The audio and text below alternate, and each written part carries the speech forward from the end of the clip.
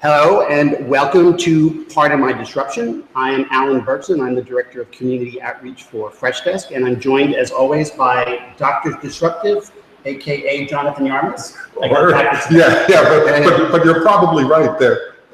In college, I was frequently known by my last name, and somebody once asked, "What's Yarmus's last name?" so there are probably people who think my last name is Disruptive, and then more people who think it should be. Well, your name is Disruptive. Yes. So we are broadcasting live from the Stanford Innovation Center in not so beautiful downtown Stanford. It's a little overcast and rainy today. Yeah. Once again, it's one of those trends. Rainy weekends, beautiful weeks. I don't like that. I was telling somebody the other day that we get 2 good months of weather. We just don't know which 2. Yeah, it's reminding, is that the old John Wanamaker line about advertising? Half of all advertising works. Right. I just don't know which half. Right. So we're here the second Friday of every month. We are here every Friday the 13th. Happy Friday the 13th. Yes, and for all you Tristodecaphobians, stay in place and watch the show, and we'll keep you safe for the next hour. And actually, you can just keep replaying it all day, and I think that inoculates you against triskaidekaphobia. Yeah, I think you'll be catatonic in the middle of the second replay. But whatever works. Our next show will be June 10th.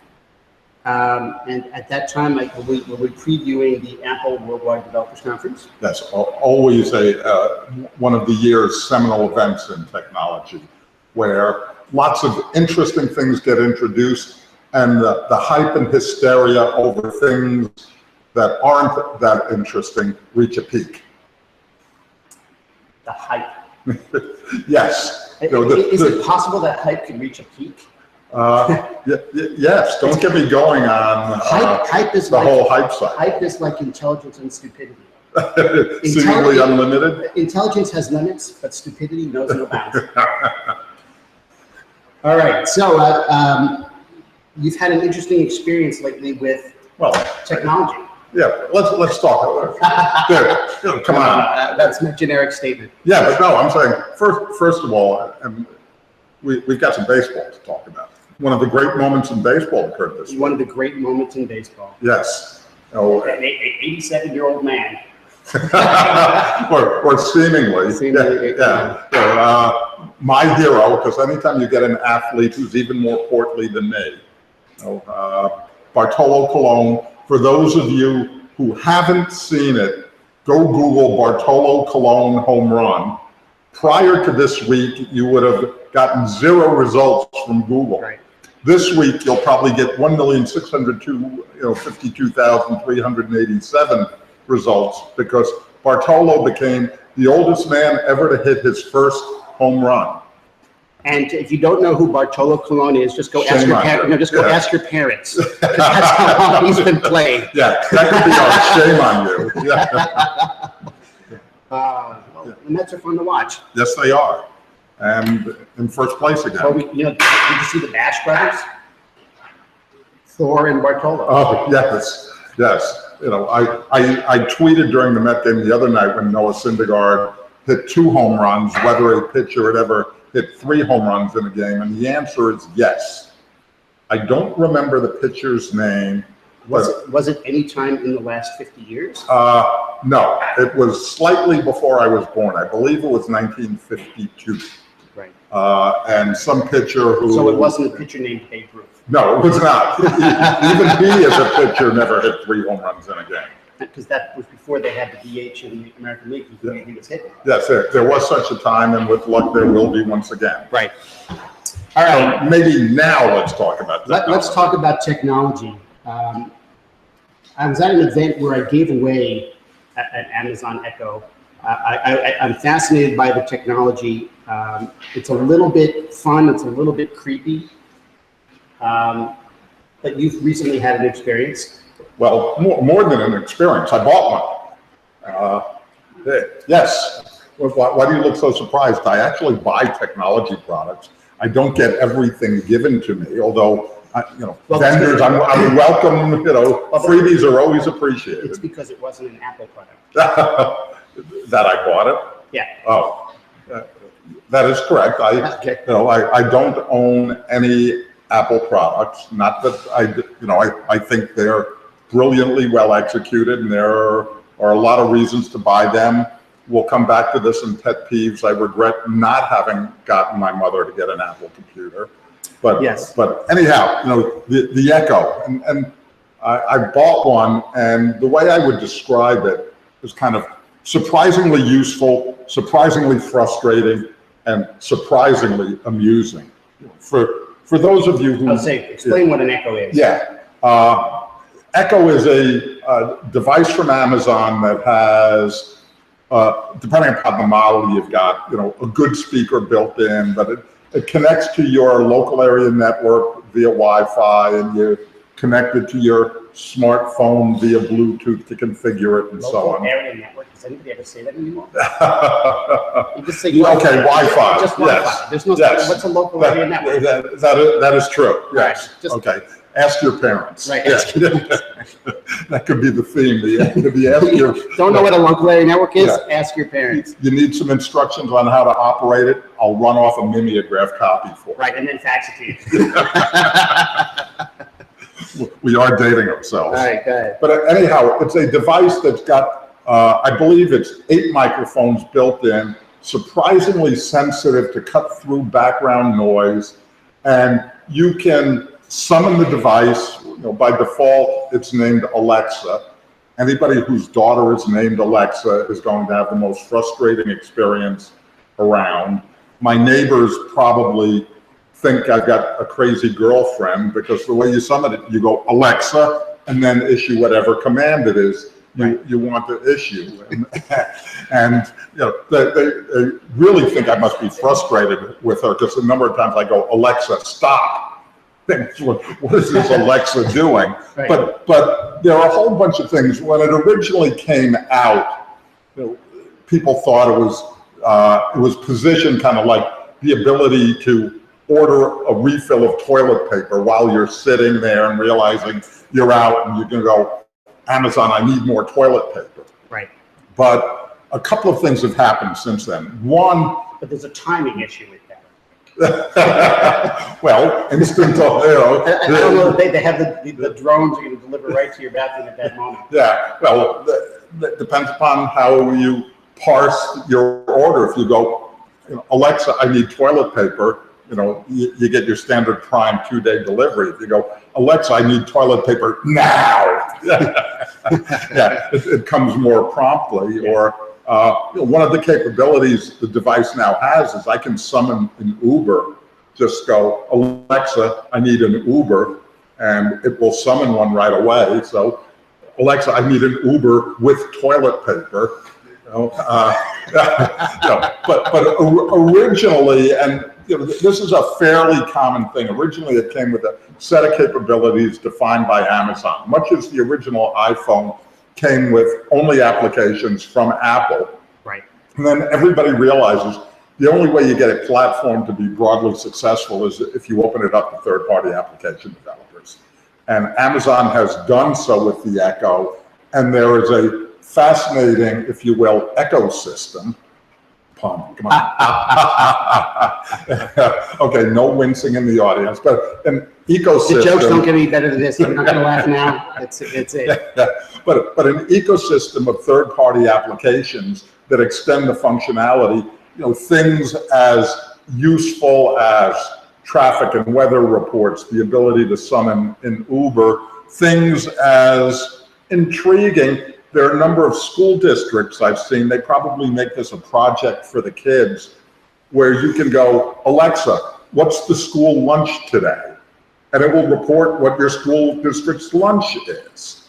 So everything you've said so far is stuff I could not, Uber's a little tougher, but for the most part, I can say to my phone right now, what's my weather, what's, that kind of stuff. But when you say you can say to your phone, I have to initiate it. Yes, one, you have to initiate it. Two, you've got to be proximate to it. Right. Where one of the things that Amazon has done. Is that really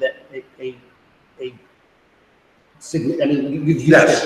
That's a game-changing experience to be able to just. Almost wherever I am in my I mean, apartment. that's science fiction. That's, you know, you're talking to everybody talks to their home in Yes, futuristic. yes, that's exactly it. I view this broadly as an interface for IoT, Internet of Things. You know, I want. By the way, every time I see IoT, it makes me think of GOT. And you say that's Game of Thrones, and you talk about being on the toilet. So there we go. Yeah, boy, are we coming full circle and going right down the crapper. If it was an interface for Game of Thrones, Yeah. But well, I in fact was going there because one of the things, there are a whole bunch of things, and I would love for application developers to watch our show and steal our ideas. Because, for instance, one of the things I would love for it to do is my TiVo's connected to my local area network. And I'd love to be able to go, TiVo, turn. If you don't know what a TiVo is, ask your parents. Yeah. TiVo got acquired, by the way, and I hope they live long and prosper because they've got the best TV interface. Cable companies ought to be ashamed of They have a themselves. great, well, I also have a TiVo, and I have had one for many years. Yes, but I want to be able to go, TiVo, turn on the Met game, and not have to wonder about what channel it's on because it knows what cable system I'm connected to, what program guide. And even if ESPN grabbed it on Sunday night and it's not on during the day, saying, sorry, it's not on now, it's on tonight. Yes, all sorts of things like that. But, and one of the really fascinating things about it, with its sensitivity and the way they've focused, I'd say, very well on interface, is I don't need silent operations. There are times, my office is in a loft upstairs in my apartment, the TV's on downstairs, and there'll be times I will call out, I've got to make sure my volume is high enough, not a problem for me. But I'll address the system, and even while the TV is on, it will recognize the fact that I'm summoning it. So it's got some ability to multi-process what's going on. I haven't had anything happen yet where the TV's going, Alexa as some random thing, but I've tested it with friends on the phone. You want to make a disruptive commercial. You want to disrupt Amazon. Yes. Making a commercial with a star that her name is Alexa, and everybody's calling her, Alexa, where are you? Alexa. Yeah. Or if you want to kickstart your sales, have the commercial go, Alexa, order 200 pounds of grapes. And Alexa will report back, I've put them in your shopping cart. There are interesting protections to some extent against that. I've tried, ordering things, and unless I've ordered it on Amazon in a physical sense before, it won't place a new item. I mean, there are all sorts of rough edges. When I say it's surprisingly frustrating, there are things I want it to know, and it doesn't. But I'm also surprised, little things you can go, Alexa, how far is Chicago? Or, what's the distance from Venus to Mercury? Or all sorts of things where it really has an interesting information base on which it draws its answers. But it's not like it's pulling from Wikipedia or some robust information source where I can rely. Right now, there's certainly a curiosity factor. Right. Will it wear off? Probably. But is it useful enough where the $100 or so that it costs is a reasonable investment? I think the Echo Dot that I've got, which isn't the regular Echo, they've got three different models. There's a regular Echo that's got a good built-in speaker for it. There's the Echo Dot that will connect via cable or Bluetooth with your own speakers. And then there's the Echo Tap, which is something optimized for mobile experiences, because in this always-on environment that exists right now, having a battery-powered device that's always listening, the battery life would be non-existent. So the Tap isn't always listening, and as the name implies, you've got to tap it to listen to your command. But so it seems to me that, and I know that you wrote it down here, that you talk about it has a limited amount of amusement value. Oh, but at the same time, it's also how many things is it connected to? How many Internet of Things? How many internet connected things do you have in your home that this gives you an opportunity to maybe have a? Because I always think, like I said, the future. Open the windows, change my, I mean, that's one of those things. I bought, interestingly, I get tons of these daily deal email messages, products that aren't selling well, maybe last generation, what have you. And apparently, Bluetooth connected home automation controllers weren't big sellers. So things that cost $100 6 months ago, I got for 15 bucks, and I bought a couple. And yeah, this is a first world problem, but the light switch in my bedroom is the opposite side of the room. So I've always got decisions, and yeah, I'm guilty of grossly overanalyzing everything. So do I turn off the lights by the side of my bed, and then I've got to go over to the other side and turn on, there are just so many complexities, and with the switch on the other side, I turn it off, at the door and then have to walk across, so many things. So what have I done? I've plugged it into a Bluetooth controller, and I can sit there and go, Alexa, turn on the bedroom lights. And the bedroom lights go on. And the last thing, I'm ready to go to sleep. Alexa, turn on. You had to train Alexa that a thing called bedroom lights existed? Yes, I as part of the process of the home automation system, the controller I identified as the bedroom light, because I can have multiple controllers connected to various things. So yes. So I need you to put your analyst hat on now. On this show, probably not more than a year ago, you talked about how Apple, what's Apple's next thing? We talked about this because Apple had the watch, Apple had all the tablet or whatever devices. And you had mentioned if you're listening, home automation. Yeah. And so what are we looking at, and why do you think Apple missed the boat, or what do you think is going to maybe happen next? Well, the reason why I think they've missed the boat is that they're completely, not only are they non-present, in home automation, they've missed opportunities. We've talked about it before. Tony Fadell, who started Nest, was a former Apple employee. And when he went to talk to Apple and Google about selling his company, he was more impressed by what Google had to say. Now, whether that's true or convenient messaging, maybe he was more convinced by the money Google. They speak more money. They speak. Yeah, it's kind of like a baseball free agent. Right. The schools, I will always. It's Mike Hampton. I will always be convinced that the schools in Colorado are an important incentive for star pitchers. Yeah. No.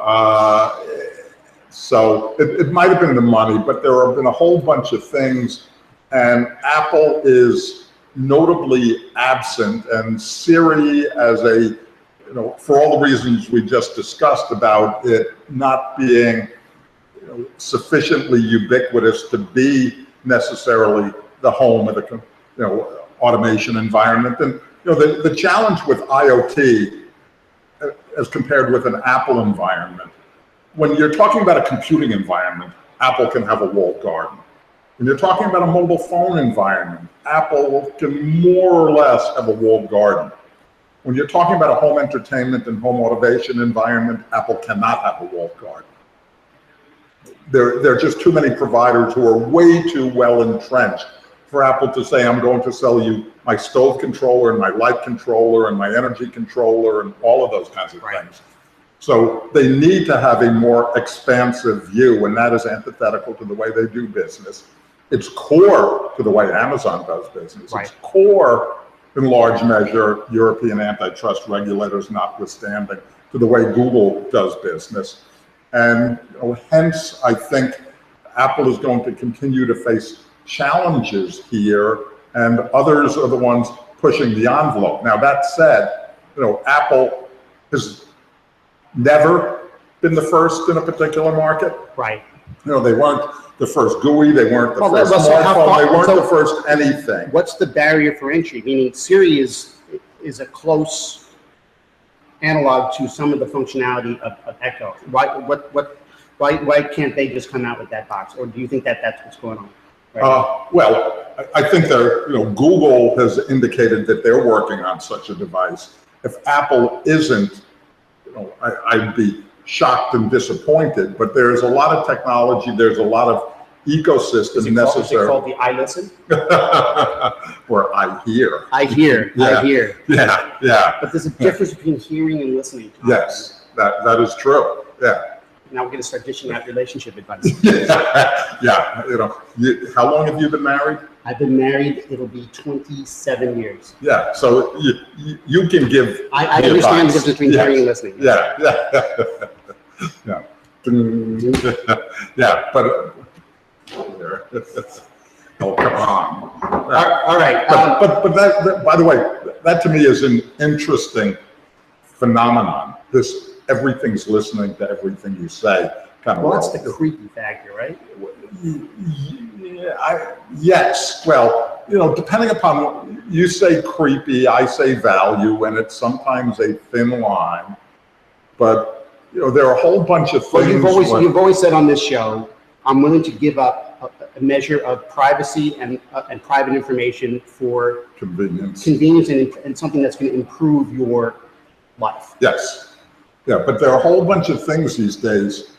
Anything with a microphone or camera has the real potential to be watching and listening at all times. And you, unknown to you, you've already granted them permission.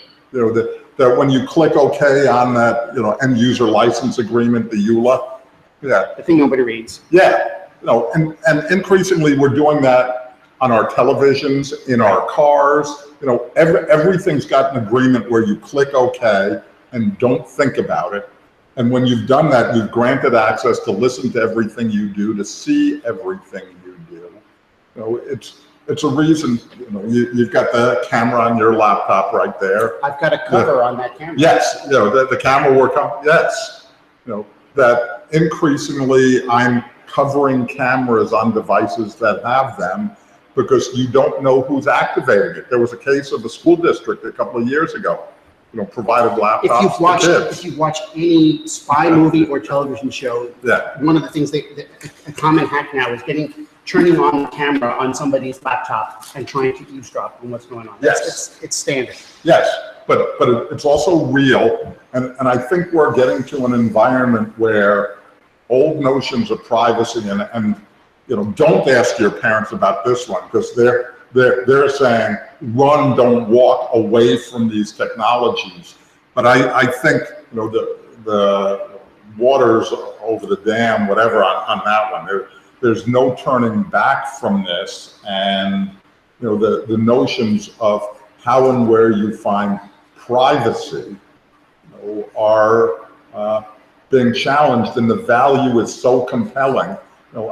I don't, having used it, it's been less than a week. Now that I can talk to things in my house, how I couldn't have had that all along, it's just so convenient. You don't have a watch. What time is it? What's the weather? As things occur to you, I don't have to, half the time I think of things and I've got to remember it. By the time I get to my phone, I've done 3 other things. Remind me to do this. Yes. Yeah. Usually I say that to my wife. Wow, she needs prompting? No, remind me. Yeah, that's what I'm saying. She needs prompting to remind you? All right, moving on. You talked about you have your Facebook and chat bots, and I'm curious why you have that under your Amazon Echo. Well, because Facebook announced at their F8 Developers Conference that they're opening up Messenger to chatbots. To me, it's another form of interface extension. The ability to talk to things that aren't human and get responses that are human-like, or responses that are better than human-like because they respond affirmatively to the things you want. Machine learning and artificial intelligence. Yes, what's old is new again. And how? Yes, which is a very prescient movie, where we have computers that operate everything and the intelligence of them. And we've talked about this with regards to autonomous cars. Which actually was a great segue, because we talked about how computers are helping us, but they also need to protect us from things that might go wrong with what they do. Yes, or we want them probably to do that. Right. But when they have to factor in a whole bunch of complicated considerations, do I sacrifice the individual for the greater good?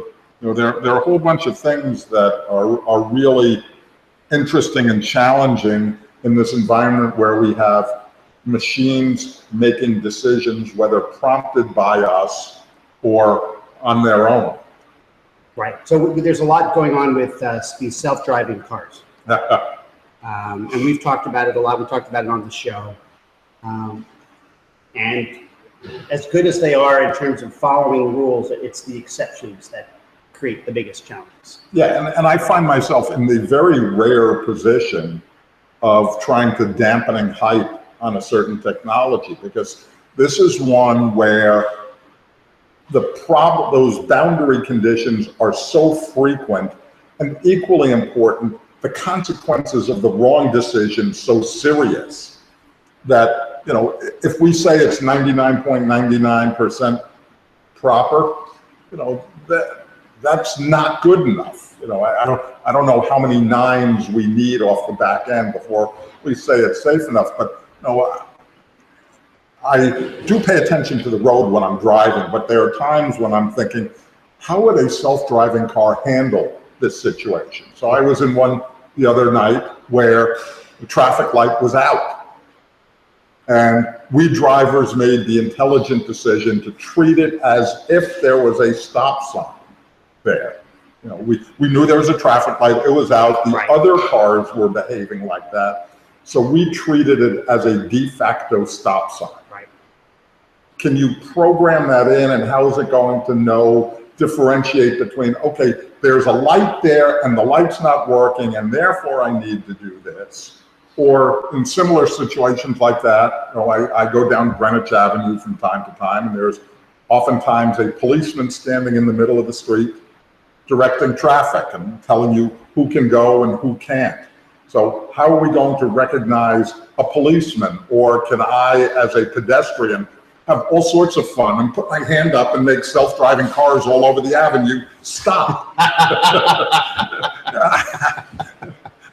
I mean, there's so many situations that it's got to be right.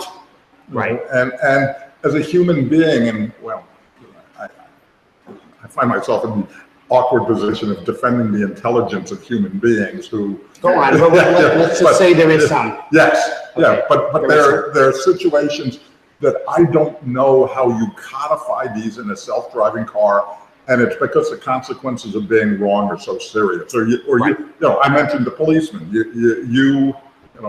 So what if it's a Con Ed guy who's right? It's someone who is not. Yeah. So how often does it happen where you're driving down a two-lane road and they're doing construction on one side? So there's one of the people whose job is not to be a traffic cop, is to do construction, and they're stopping people, letting them go, and they're guiding traffic.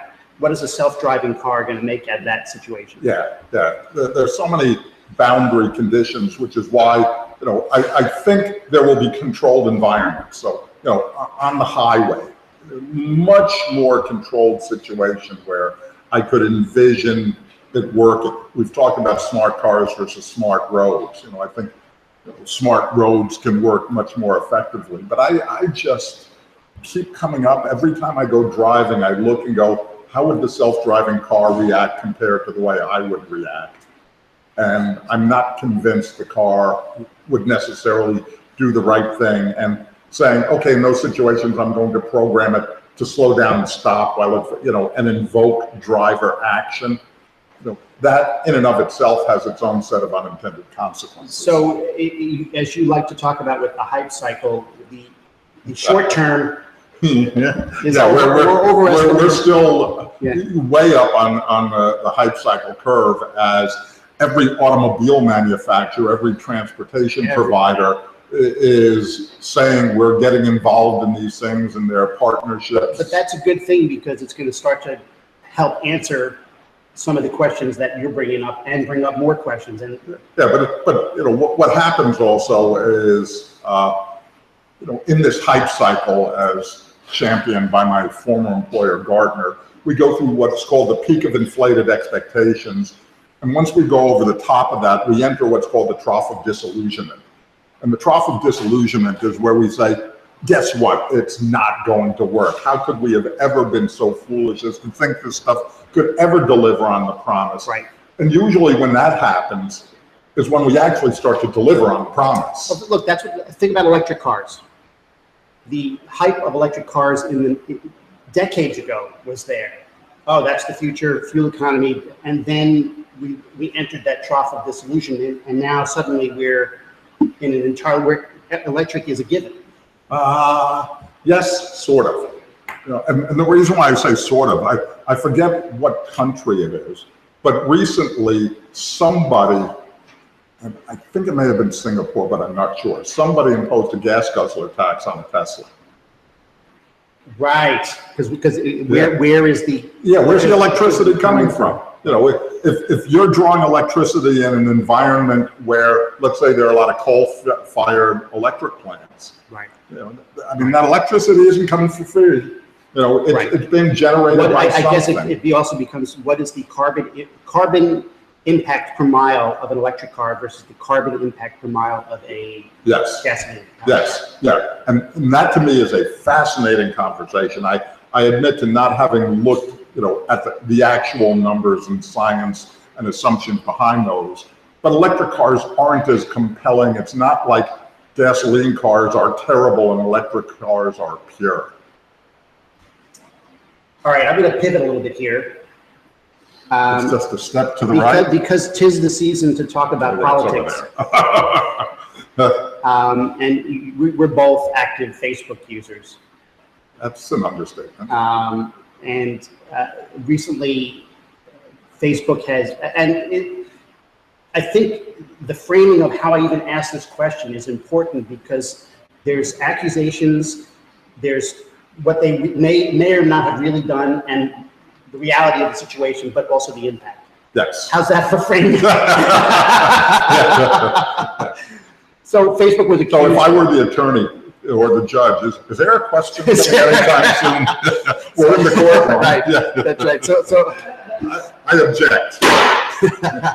So reports came out that Facebook may or may not have been. No, the reports came out that Facebook was impacting what articles you saw in your feed as trending, and it was a politically motivated. And let's be more clear about it. It was Republicans, you know, Republican contractual workers at Facebook claiming that favorable Republican sites were discriminated against. Right. And there are a bunch of issues related to this one. One, is it true? And I read it, it's in print, it must be true. Not only is it in print, but people I know and like shared it. So it also must be true. Yes. And then they comment. So that also, so if they read it and they thought it was true, then it's got to be true. Right? And I've seen people retweet it, yes, which adds further harassment. So that's all. It all means it must be true. What I haven't done. What does Snopes say? You know, I didn't Snopes it. Yeah, and you know, Snopes has a really interesting position in the information hierarchy. Are they biased? Yeah. Yeah. Okay. Somebody tweet, "We believe Snopes is biased against Democrats." Let's see if we can get that to be a trending topic. Yeah, but you know, a couple of things. One, well, there's so many things around this that we can get into whether it's true or not. First of all, though, at a macro level, my sense is, one, anybody who believes the right approach to picking trending topics should be algorithmic and purely algorithmic is foolish. You know, algorithms are not without bias. You know, one bias based on the person who programmed the algorithm in terms of determining what's important. Right. Two is what should determine what's trending and important. If you went algorithmically, the lead story on the 6 o'clock news every night would involve Kim or Khloe Kardashian. Right. So, or sports. Yes. Yeah. Entertainment figures, sports. Right. Things that we might dismiss as frivolous. So. Well, we'll take a step back. Is Facebook a news organization? So does that matter? Well, or is it a media organization? Well, let me answer your second question first. Does it matter? Yes.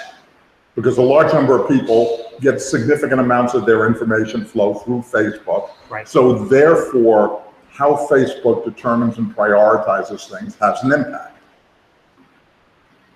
Next question. Is there a reasonable expectation on the user's part that Facebook be fair and balanced? My mere selection of that term goes, that what's fair and balanced. It carries its own bias. Yes, it's in the eye of the beholder. Several things. One, those trending topics may influence what people do, but I don't know about you.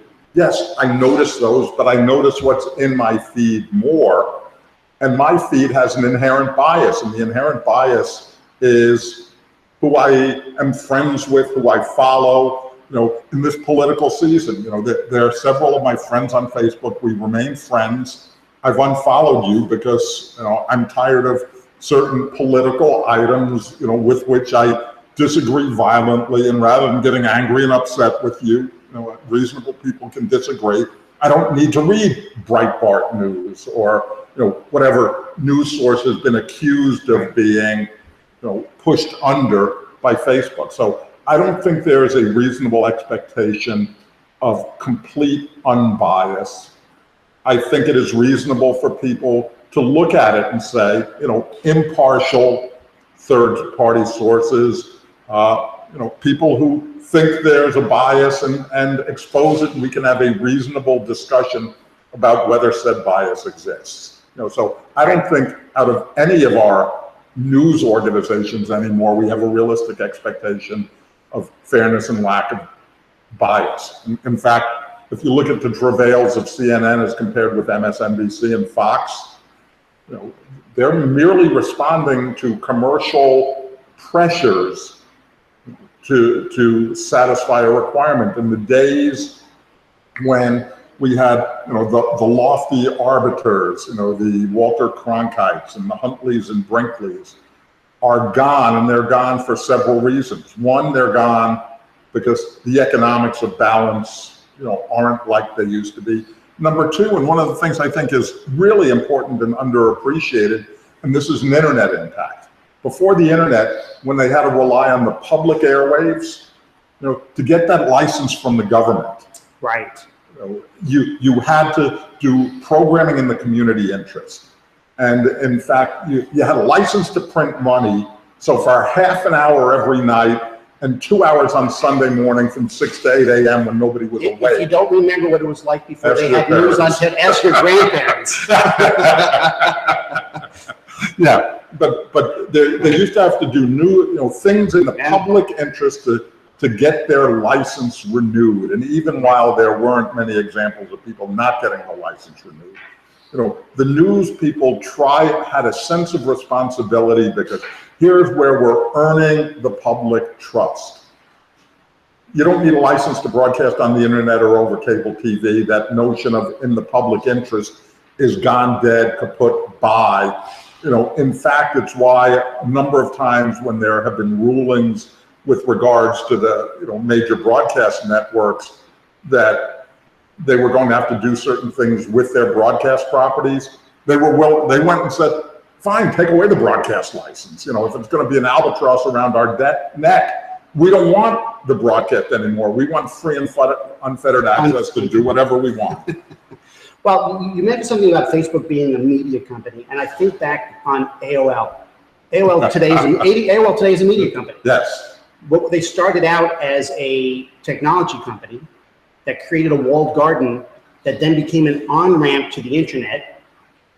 and then they became a media company. And it seems like Facebook might be going along a similar trajectory. Yes, and the interesting thing about it is, well, I'd say a couple of things. First of all, this notion of what's a media company and what's a technology company is a thorny issue, you know, for which Yahoo has never come up with an answer, and hence its current problems. You know, so you know, that's number one. You know, number two is, you know, who owns the media? You know, one of the fascinating things, you know, we talk about how the largest transportation company in the world, Uber, owns no cars. The largest hospitality company in the world, Airbnb, owns no hotels. The largest media companies in the world, you know, YouTube, Facebook, what have you, own no media. You know, so don't create it. Yeah, and for the most part, don't own it.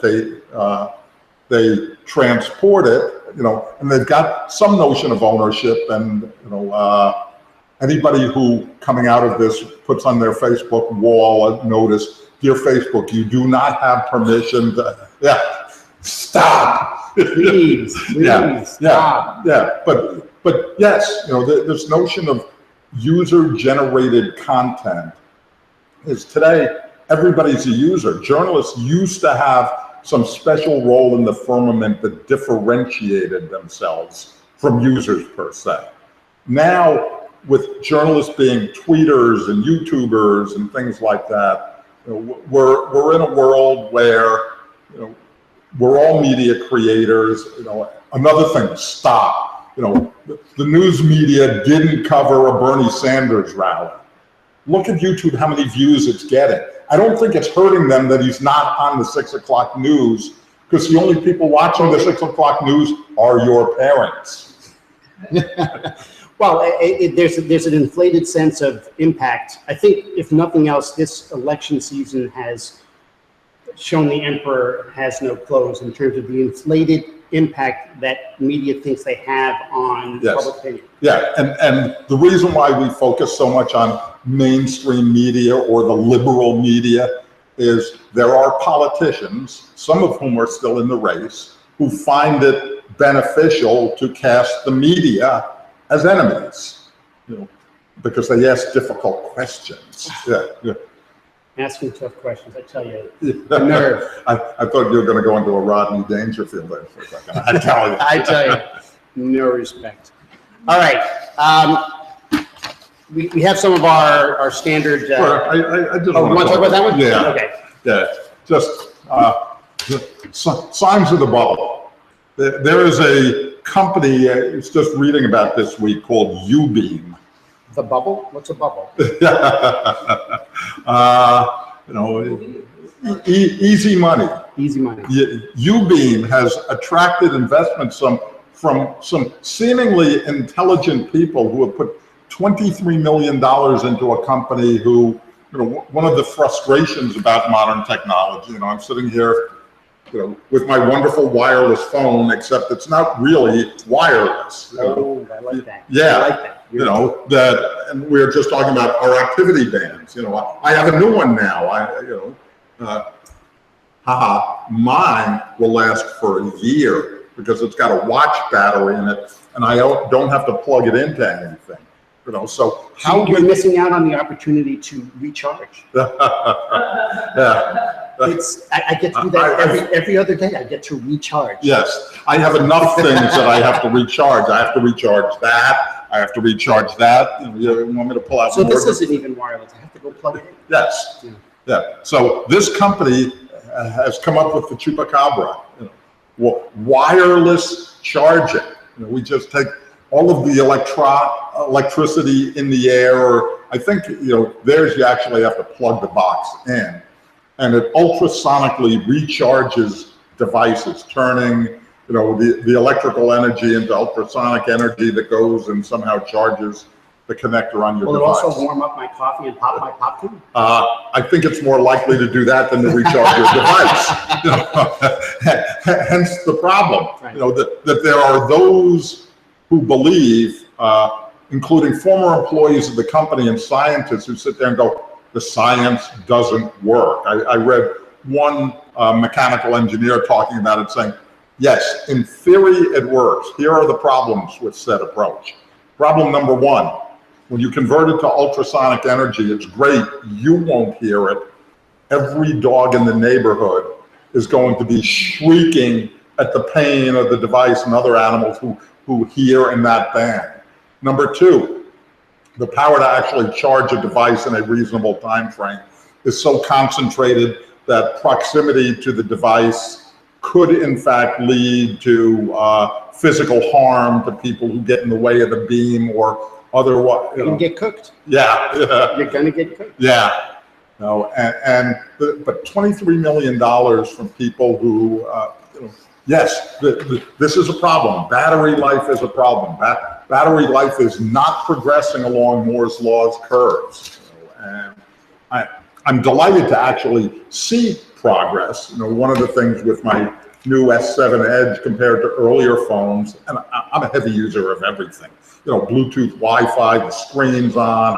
I'm always looking at things. It's right. Communicating with my Echo and more and more and more. And I now get battery life that's not a day, but I used to get it half a day, and I'm talking about half a work day. I now get it, reasonable portions. So I'm slightly less obsessive about battery power. I'm only carrying 3 external battery sources instead of 5.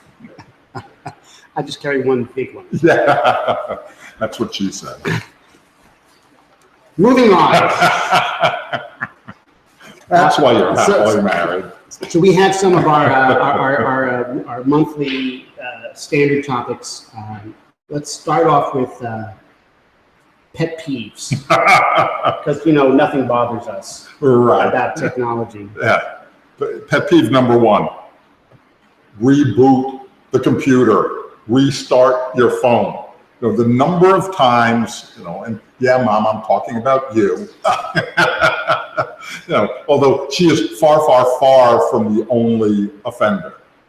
If you haven't rebooted your computer, if you haven't restarted your phone, you haven't tried solving your problem.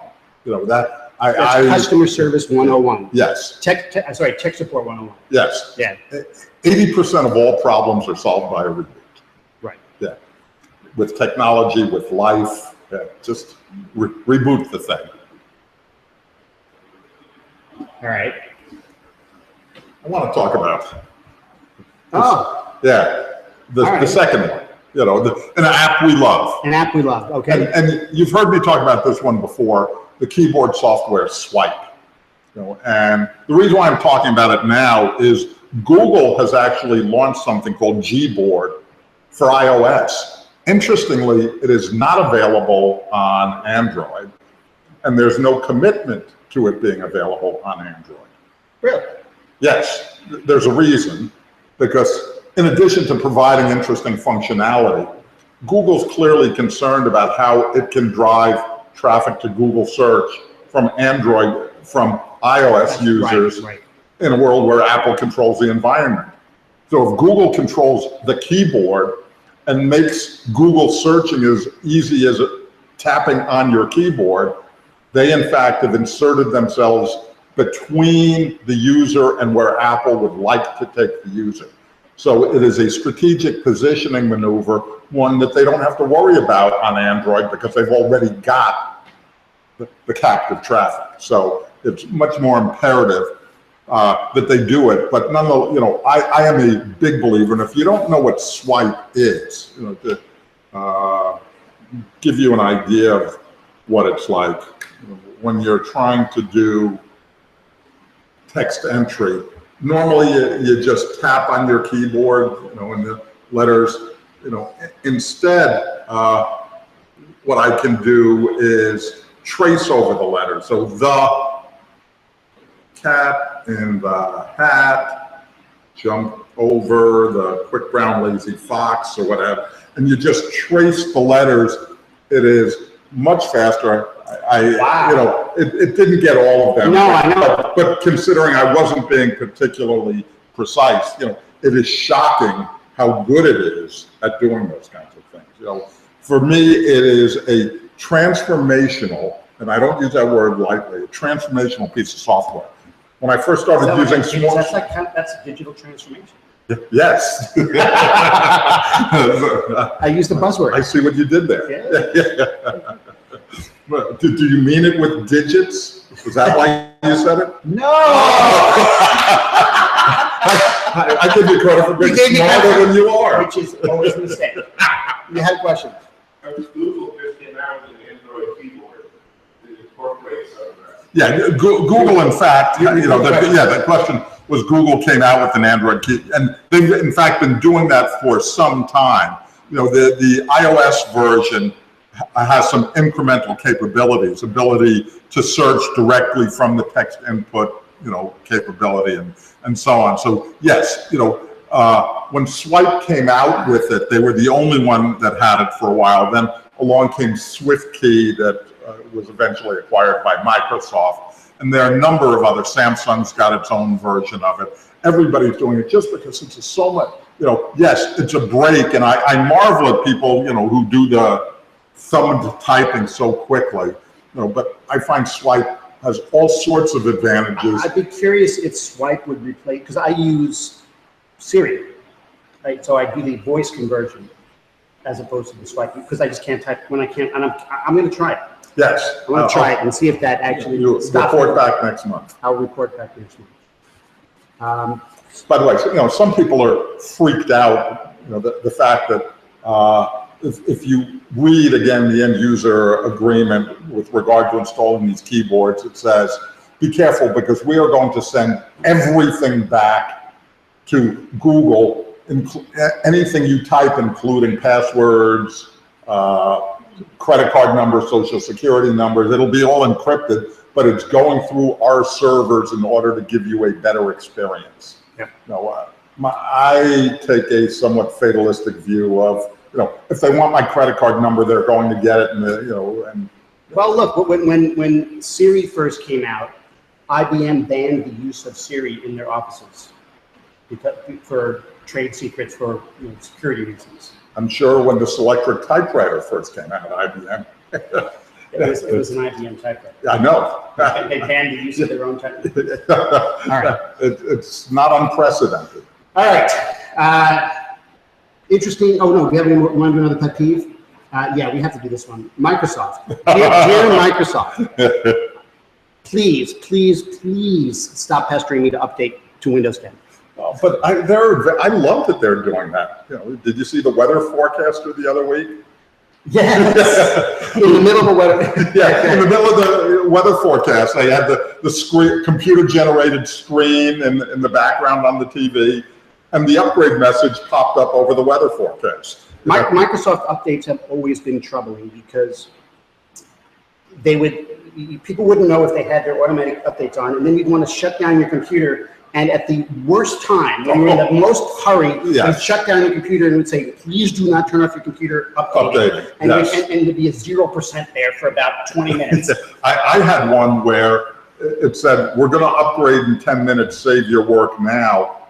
And I clicked cancel or whatever, and I thought it was going to give me another opportunity. Fortunately, I was working in a Google Docs environment, so I didn't have to worry about saving my work. That's just an automatic feature. So Google saved you from Microsoft. Yes. Yeah.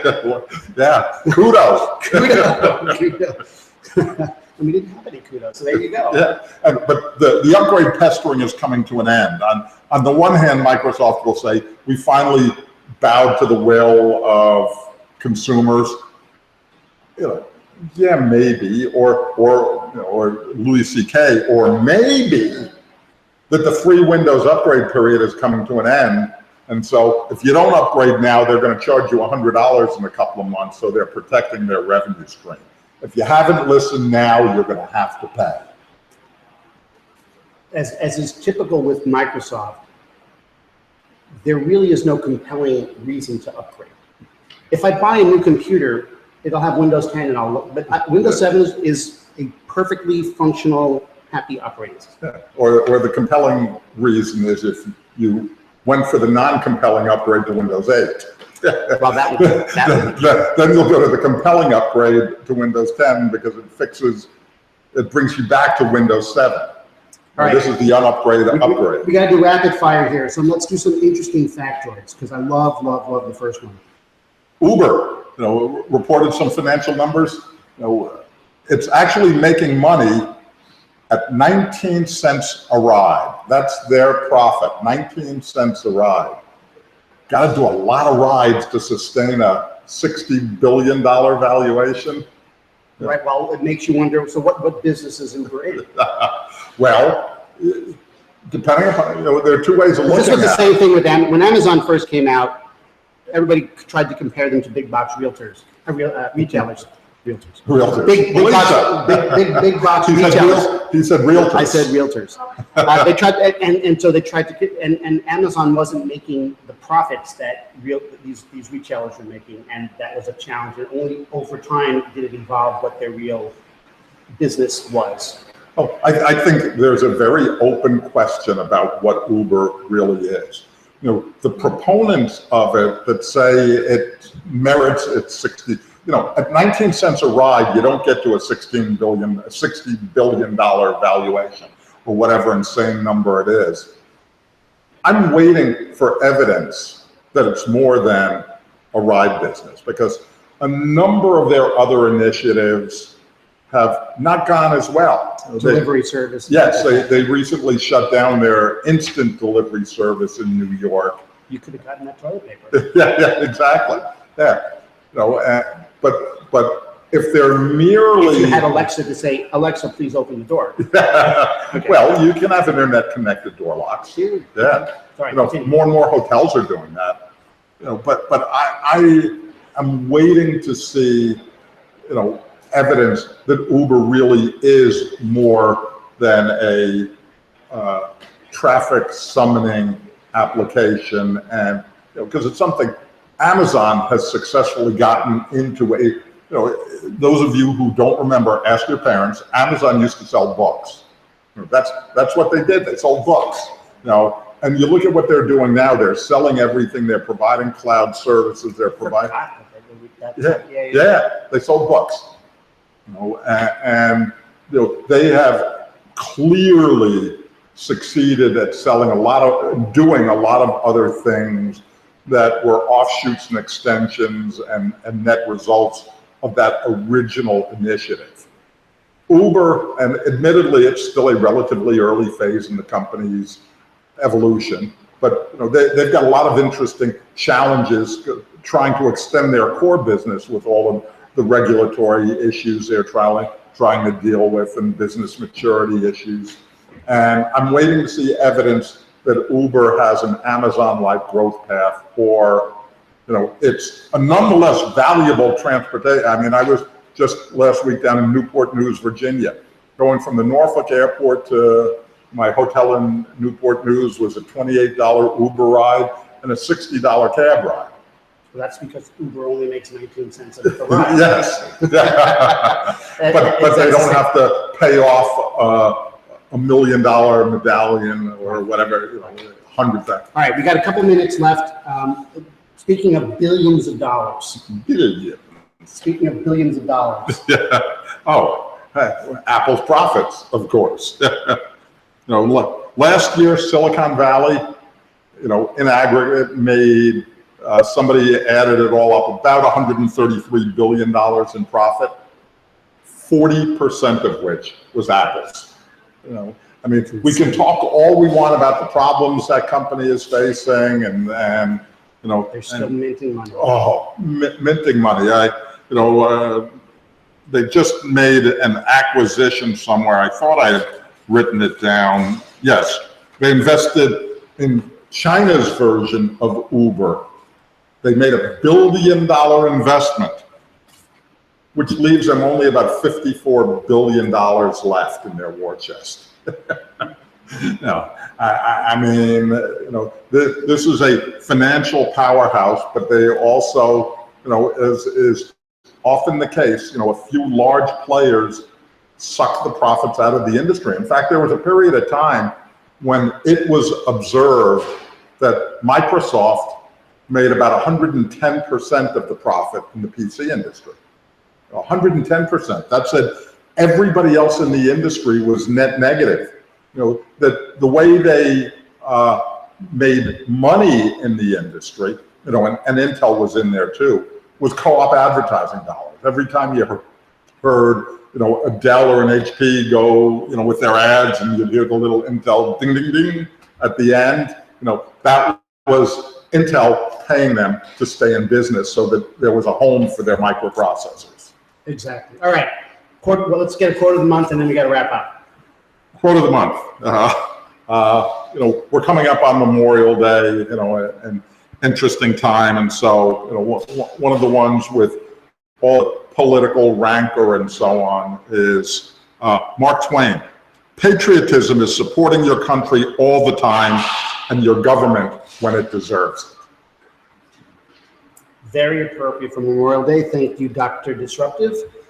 You've been watching Pardon My Disruption with Alan Berkson and Jonathan Yarmus. We're here the second Friday of every month.